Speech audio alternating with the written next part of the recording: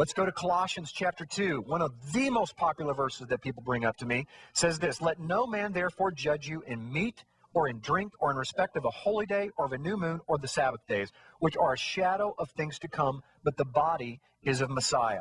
So he's telling us, do not let anybody judge you on these things. The question that is very important for us to ask is this: is he saying don't judge you, don't let them judge you for not keeping it, or don't let them judge you for the way that you are keeping it? Both very valid questions. Let's find out what the context is going to suggest by backing up to verse 8, which gives it all away. Beware, before he gets to verse 16, he says in verse 8, "Beware lest any man spoil you through philosophy and vain deceit, after the tradition of men, after the rudiments of the world, and not after Christ." So right here, and matter of fact, he's going to say it again in verse 20. "Since you died with Messiah to the basic principles of this world, why, as though you still belong to it, the world, do you submit to its rules, the world's rules? Do not handle, do not taste, do not touch.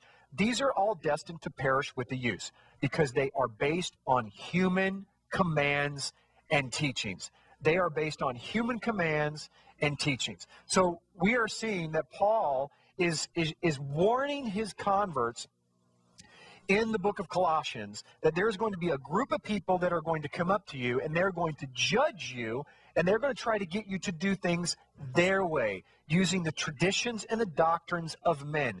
If we interpret Colossians 2:14 through 16 as saying that this group of people is trying to get Paul's converts to keep the Sabbath, we know for an absolute fact that the Sabbath is the fourth commandment from Yahweh.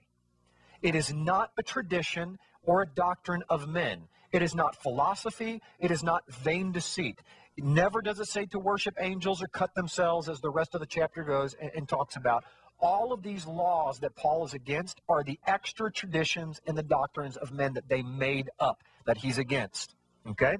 So now Colossians chapter 2:16 is thrown out the window, because now we realize that he is not talking about the biblical Sabbath. He's talking about them imposing the doctrines and traditions of men.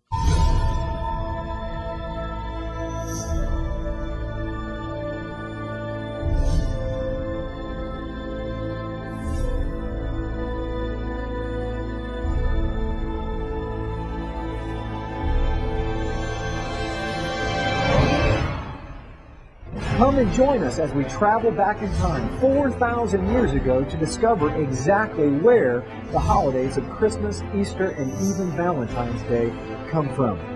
Why do we celebrate the birth of Jesus on December 25th? Whose birthday really is on December 25th? Where did we come up with December 25th? Where did the star on top of the Christmas tree come from? Where did the Christmas tree itself come from? Where did St. Nicholas come from? Are we sure that St. Nicholas even existed? Have you ever wondered where the famous phrase, "ho, ho, ho," comes from?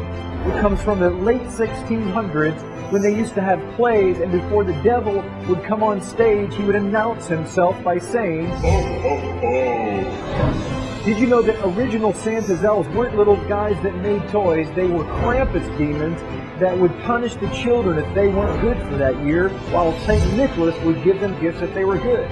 Who is the Easter Bunny? Where did we get Easter eggs from? Why do we celebrate Easter on the first Sunday after the vernal equinox?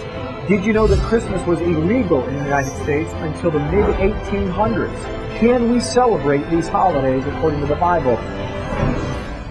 This is by far the most popular video on the internet on the history of Christmas and Easter. This video has changed hundreds of thousands of people's lives, and it will change your life too.